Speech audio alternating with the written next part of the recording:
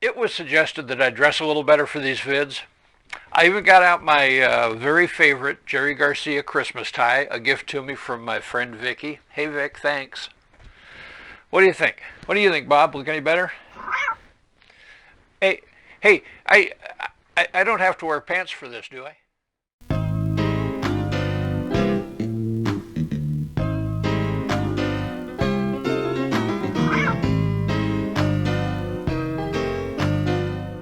Hey kids, thanks for watching. What say we cook something? It's the dead of winter. It's been raining in Puyallup since September 17th. I really don't want to go outdoors, but I'm kind of craving barbecue. You know what? There is a solution. Now, some of you are real barbecue masters. You really know how to grill. You're going to watch this and say, cheat, fraud. And hey, you know what? You're right. Yeah, you're right. But you know what else? This is so good that I don't care. I will take your insults and serve this to everybody I know. Now, it does require a piece of hardware. You probably got 3 of these as wedding gifts. You know, 2 of them have been up in a corner of the attic for the last 11 years. You've got one of these somewhere. If not, there's a link on my website, you know. And I'm a little embarrassed to put this on a cooking channel because there are exactly 2 ingredients. This is bulletproof. You cannot screw it up. It's going to be one of the best things in your repertoire. You ready for some country-style barbecue ribs? We start with pork shoulder country-style ribs. These come bone-in or boneless.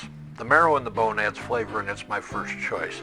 But I also have this other priority, and on this particular day, boneless is what they had. Also, 5 pounds of meat is about right for me. The old slow cooker gets a splash of oil, and this is really just to prevent any sticking while things are warming up.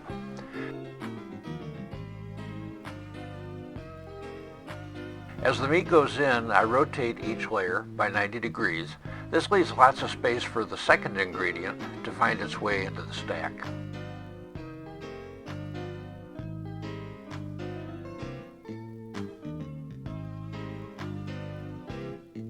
And the second ingredient, a bottle of your very favorite barbecue sauce.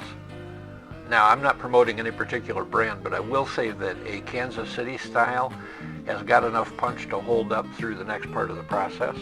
And the next part of the process is waiting.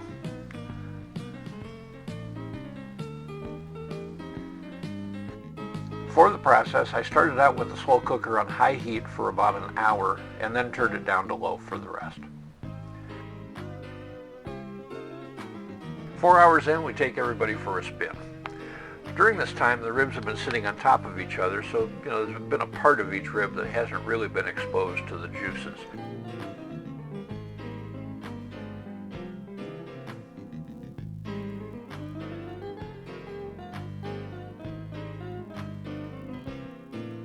And now, back to the waiting part. One of 2 things happens here.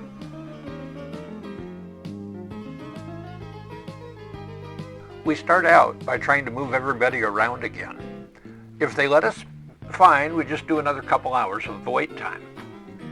But you'll notice here that we're having trouble with that because they keep falling apart. That's because they're done and tender.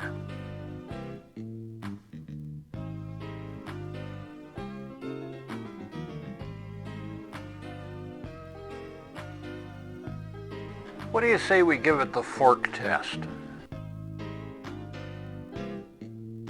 Oh yeah, falling apart. Who's up for a pulled pork sandwich?